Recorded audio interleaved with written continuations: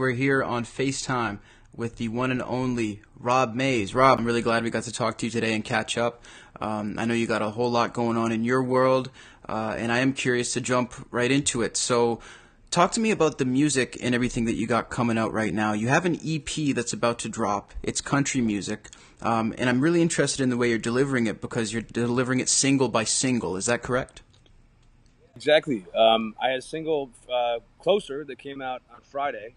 Mm-hmm. And I'm going to keep rolling out songs kind of, I don't know, once a month, every 6 weeks or so. And then that'll lead up to the EP at some point later this year. Okay. And what exactly inspired you to start releasing your songs every 4 to 6 weeks? The whole like model of releasing an album at once, is so cool to me to have that congruency. But, in this day and age, like consumption has changed so much that people aren't listening to full albums and people aren't buying full albums. And so it's like, it's the new world of this single. So, I feel like if I can put stuff out once a month, every 6 weeks, and kind of give the fans a new song, let them listen to one for a while and then pop out another one and pop out another one. And just kind of keep that current flow of music, coming at them, coming at you guys. That's super interesting. So it was really started because of the time spans that are being lowered nowadays that we see, all over the place. Is that what I'm getting? Yeah, man, I think so. And I'm not the only person doing it that way. I mean, I've got other friends who are doing the same thing, and it just seems to be it's the world of the single these days, and not so much about albums or even EPs. I mean, people are releasing them, but it's like, it's the world of the single. Yeah, 100%. So how did that factor into making the project? Because once the project is out, it'll be, a list of songs. Did you think of that while you were making it, and how did you factor that in? Yeah, I mean, while we were recording everything and writing everything, I guess much less thought went into like the whole overarching plan, which, we would sit down, write a song, and if we were digging it, we'd go in the studio and cut it, and then and kind of figure out where it might live. And what's funny is, I've been going back to Nashville now for about a year and a half. I'm there like maybe once a month or every 6 weeks or so. And we had written like 7 songs as part of the EP. And then I kept going back and back and back. And then we wrote another one. And I was like, oh, man, like this one, I'm digging this one even more than all the rest of the bunch we just finished up, And like, right. Then we go back and like wrote another one. I was like, oh, man, I don't know. This one, I'm really digging this one right now. So, needless to say, like, I'm super excited about what we've written, what we've recorded, these songs and how they sound, and it's like each new one keeps me more excited than like the last. So There's so much stuff to come. There's so much music to be released, and I'm excited to kind of figure out what that timeline is going to look like and what that order is going to look like too, because initially it was going to be just kind of all the singles of the EP rolling out, but now that I've got like new stuff even newer than the EP, it's kind of making me think twice. So the rollout might change a little bit, but needless to say, I'm excited, and it's pretty cool. That's super cool. Yeah, I really appreciate the fact that you're going in there and you're trying to think of non-traditional ways to do rollouts and lay out your material and really be engaging to the audience. So I think that's a really cool way to look at it. And you also seem to have a really good understanding of the way that music is made. How long exactly have you been making music and producing it? Man, I've been playing piano since I was 5. Oh, so it started really early. Yeah, guitar since I was like, I don't know, 10 or 12 or 13 or something. And I mean, I started, just writing stuff like as soon as I started playing piano. So like my entire life, really. Was it a thing where your parents wanted you to get into it, or did you take initiative yourself and ask them? No, I came home from school one day. What was it, preschool, I guess? Being babysat. I don't know, at the age of 5. And my dad was like, run around the house, we got you something. And so I'm like looking around the house, like for whatever reason, thinking it's something really small, like an Easter egg that's hidden in a potted plant or something. Yeah. And I couldn't find anything. I was like, I don't know. What do you mean there's a surprise for me? And he goes, you've run past this piano now. How many times? I go, what? And there's this beautiful Kauai upright, man, that they had bought for me, and they got me started in lessons, and yeah, I mean, it was all because of them, Wow. And I love music, at the age of 5. I don't know how conscious you are about that love for it, but yeah, definitely because they forced me to get into piano lessons, and it's all because of my parents. Yeah, so they really gave you that base and that foundation to just sort of launch into it because like you say, when you're young, you don't really know, but when you start to get older, you can sort of look at it from a different perspective. Yeah, because then you can start to appreciate the skill behind it, and the time that you put into it. You start to realize the payoff. Yeah. And how much, and just how much gratification and pleasure and that it brings you. Yeah, 100%. So where did you grow up? In Cleveland, Ohio. Cleveland, Ohio. Okay, so at that point, you're involved in music at a really early age, and you're invested, and your family's supportive. At what point does the acting interest come in? Was that from a young point as well, or did that come a little bit later? Yeah, man, that came pretty early too. I never thought that I would do either of these things as a living or for a living. I mean, because when I was a kid, I wanted to go into medicine. I wanted to be a doctor. Okay. And it's just like the where I grew up, there's a lot of pressure to to make money, to make a decent living. Yeah. And growing up, you're essentially, at least my takeaway was, you got 3 options. Like, you can be an attorney, you can be a doctor, or you can go into finance and be like an investment banker or something. Right. And I go, God, there's got to be more to life than just 3 options. Yeah. And like, that's literally how I felt as a kid. And I knew I loved music. I knew I liked acting, and I got into it at a very young age. My parents got me into like modeling and doing commercials and industrials and all that kind of stuff, voiceover stuff when I was like just a little kid. There used to be a company, might still actually be around, hopefully it still is, called Cap Toys. Mm-hmm. And they would put out like Stretch Armstrong, Yeah. Fetch Armstrong. You know what I'm talking about? Remember that stuff? Well, yeah, I've seen it in movies. Dude, so I used to be on the box covers of Oh, these wow. things.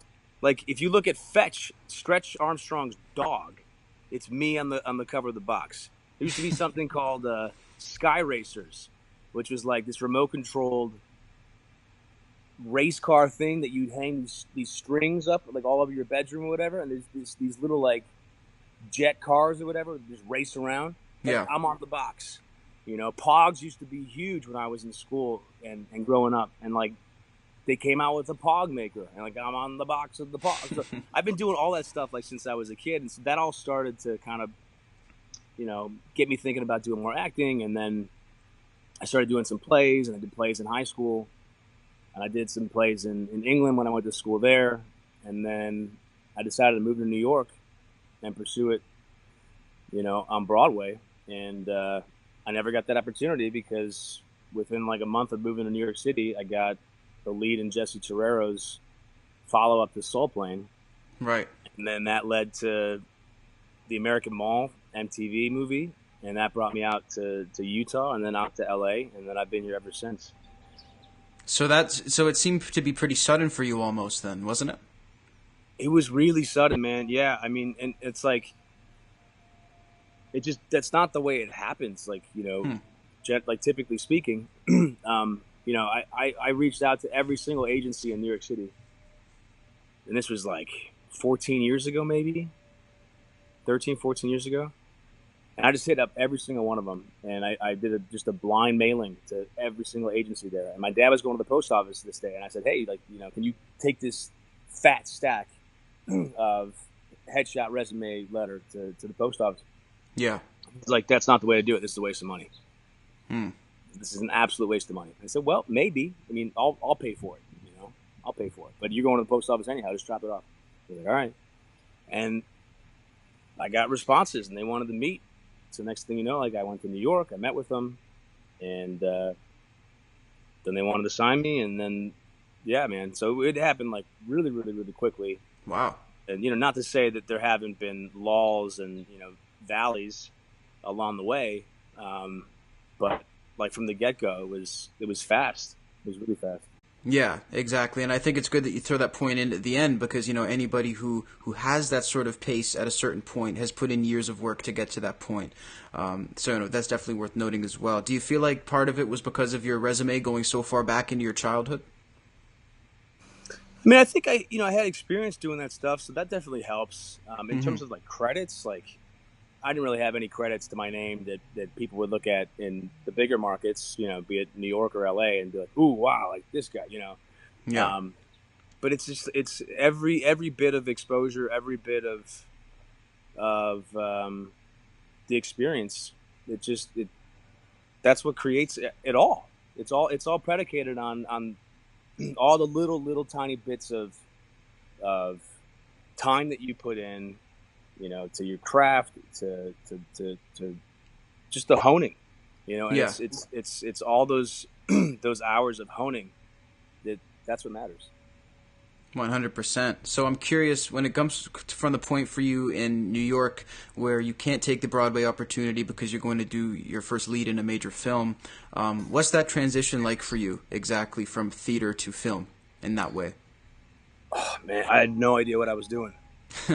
Like literally, I had no idea. I remember I'd only been living in New York for less than a month, or about a month, when I got that offer, and I didn't want to I didn't want to appear as though I didn't know what the hell I was doing. Right. And you know, my eyes are I don't have 20/20 vision. I wear contact lenses like so many of us do. And I didn't know if I could wear contacts shooting this movie because I was like, "Whoa, it's going to be on the big screen hopefully. Like, you know, are you going to be able to see the contact lens ring around my eye and then someone in the audience is going to be like, "That guy's a moron." Like, Oh you my know, like gosh. you know you can't do that. And I was like too afraid to ask my team, my manager, my agent, you know, if I could wear contacts. I was like, "Oh, I got this. Like, you know, it's cool." So I literally shoot this entire movie, which is an action thriller of me and my buddies and friends getting chased by these gangsters in the subway tunnels of New York City, not wearing corrective eyewear at all. I highly do not recommend that for anybody listening. It Ask hurts that my eyes just question thinking about it. because safety first is not to be discounted. But yeah, man, I literally we're shooting in actual subways, and you know I could only see a little bit. Yeah, that's insane. So you guys are running through New York subway stations. They have them shut down. There must have been a lot of people sort of trying to peek in on the action and a bunch of weird stuff. I don't know. I couldn't see anything. Yeah, I guess you wouldn't know, right? That's hilarious. So once you're doing that and you know you didn't know what you're doing and then you start figuring out what you're doing, did you get the bug right away? Did you love it or were you not too keen on it at first? No, man, it's crazy. It's it's super fun. Um, you know, it's nerve wracking at first when you don't know what you're doing. And to be honest with you, it's still nerve wracking these days. I mean, even though Hmm. now, like you know, I like to think I know a little bit of what I'm doing. There's still so many unknowns, and I think that's what's so exciting about what I do. You know, have the opportunity to do for a living. Um, you don't get up every day and know that like you have a steady, stable job. And I guess even if you do have a steady, stable 9 to 5 or something in a different industry, you know that job can come and go at any point in time. That's true There too. really there's no security in anything, right? But it feels like there's way less in what I do because you know, talking to you right now, like I don't have a job lined up on the acting front. Right. Like I got like nothing on the books. You know, like I'm not like oh I'm going to work in 2 months or 2 weeks or Hmm. don't know. You just don't know. Sometimes you do. You know, I had the good fortune of last year, like it was like movie to back to back movies, you know, and a lot of them just kind of almost overlapped, which was amazing. Yeah. Um, but I think that's part of the exhilaration, part of the excitement, not knowing, and then when you're working too, not knowing what the other actor is gonna bring, you know, in a scene. Yeah. Um, it's all that anticipation that you can't really anticipate. Exactly, and that's a good thing to bring up because it's a common thing that I hear about this business. And do you find that it's funny that you mentioned that? Do you find that a lot of it comes all at once? It'll be like we have 3 jobs for you right now, and then you won't hear for a little while because that's what I hear so many actors say. When it rains, it pours, and that's what everyone always says, and Yeah. it's God's honest truth. You know, sometimes you'll be going, and it's like, oh my God, I'm so exhausted. I can't. You know, there's no time to sleep. Like I'm just overly inundated with lines to learn and stuff to do, and it's, you know, it's amazing, and it's such a blessing. And then you're reminded of how much of a blessing that is in the dry spells where you go for days or weeks or months, you know, or sometimes years where, you know, you just don't work at all. And it's like, uh-oh, is it all over? Yeah. Did I do something, you know, or is it just cyclical and you just have to trust? So, yeah. Wow, super interesting. So, at what point did you make the move from New York to Los Angeles officially? I don't remember how long I lived in New York exactly. I was up in Washington Heights for a bit, which I really, really enjoyed, and then down in Tribeca, kind of before it was much of a community, Yeah. or neighborhood. But I had read for MTV's response to High School Musical, Right. which was called The American Mall. And, you know, I went in, I read for it, and they said, we'll be seeing you in LA for the final callbacks. I was like, what? No way. So I went out to LA and I auditioned. Maybe it was like the 3rd round or something. I forget now.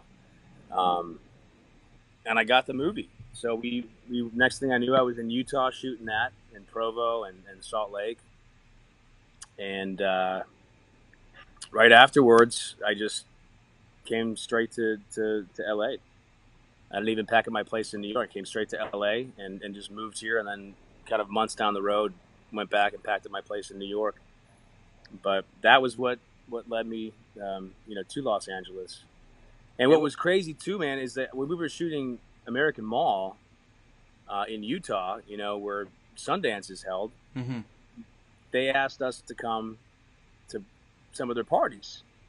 And we went to these parties. And I was like, man, this is crazy. Like, here I'm doing my 2nd movie, you know, with an amazing cast, with Nina and Autumn Reeser, you know, all these amazing actors, great people.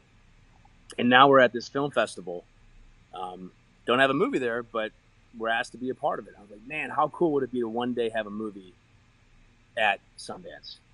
Yeah. And like 4 years later, 5 years later, whatever it was, John Dies premieres at Sundance. Crazy. See? That must have been incredible. Nuts. Just insane. And were you thinking about that moment where you were hoping for it the whole night, like once it had happened? Yeah. I mean, it's like you experience something like that. I'm like, wow, like this is pretty cool. Like maybe one day, you know, and then that day comes and it's like, whoa, this is crazy. Yeah. Did I manifest this? You know, how did this happen? You know, and like I'm experiencing that a little bit now on the music front because I literally got back from Vegas.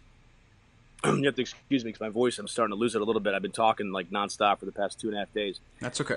But I was in Vegas for the ACMs and meeting with all these radio stations, and you know, it's my first time doing it. And all these stations from all over the country, they come together and they set up these booths at the MGM for two days or whatever, and every country artist that you hear on the radio is there meeting with these radio stations. Wow. And then me. Crazy. Nuts. You're in the mix. It's crazy, man. It's What was crazy. that like? Did you get to meet anybody that you really wanted to? I got to meet Carly Pierce briefly. She was finishing an interview as I was going in. You know, it's like it feels like the pit stop, like making a pit stop, you know, IndyCar pit stop or something. It's like boom, boom, boom, boom. Like everything is so orchestrated, and you only got a few minutes to get in there. And like as soon as something opens up, like boom, like they're, you know, fighting to get you in there, and you talk to them and you know, do some one-liners and stuff, and it's taped and whatever, and then you shake hands, and like boom, right on to the next one. Right. And it's fun, but it's like it's not this like la-di-da-di-da-di thing. So like, you know, Dirks Bentley's finishing one, and then I go right back in. You know, Thomas Rhett's walking around doing his stuff. You know, Low Cash is walking around. They're doing their thing. And I mean, it's absolutely everybody. Keith Wow. Urban. I mean, everybody that you listen to, at least I listen to, you know, they're walking around. It's like the Oscars of country music. It's crazy. Wow, man. Well, that's an incredible milestone, and it sounds like you've accomplished many, and I congratulate you on all of them. Of course, you just released the single Closer, and I've been actually enjoying the single. Now, I will tell you one thing. I'm enjoying the single very much, and I'm not even really necessarily a country guy. And I hear a lot of people sort of throw that term around. I'm curious, when it comes to country music, do you find that it's more polarizing than other genres? That's funny, man. And first of all, thank you. I'm Absolutely. glad you're digging it. It means a lot. Thanks. Especially for someone who doesn't love country, right? I mean, Yeah. and it is polarizing, you know, and I think it's because people have, and maybe I'm wrong, but at least this is what I think is, you know, older country western, you know, is a lot more twang and a lot more, you know, really bright Telecaster sounds and pedal steel and all the elements of really cool country that I appreciate. Like I think Yeah. the best sound in the world, next to the sound of the ocean, is pedal steel guitar. Like that's to me the coolest sound. It's just so beautiful, so pure. It's like angels, you know, singing. Hmm. I know people who hate that sound. Hmm. They hate it. Now I can't for the life of me understand why. But, you know, to each his own, and I get that. But in this day and age, you know, country has changed so much. You know, I was in Nashville, I don't know, not the last time, a couple times before that. And my producer, he's working with Riff Raff Really? on a country project. On a country project? On a country project. So I mean, like the whole country umbrella has gotten so huge that now it's, you know, encompassing like parts of rap and parts of, you know, and I think it's like it's kind of consumed rock and roll. It's, you know, R&B, pop. I mean, it's changed so much. You listen to Maren Morris, you know, and Lauren Elena, and Thomas Rhett, you know, all these guys and girls. You know, they've really changed the sound of country. Florida Georgia Line. I mean, they still, you know, he's got a twang.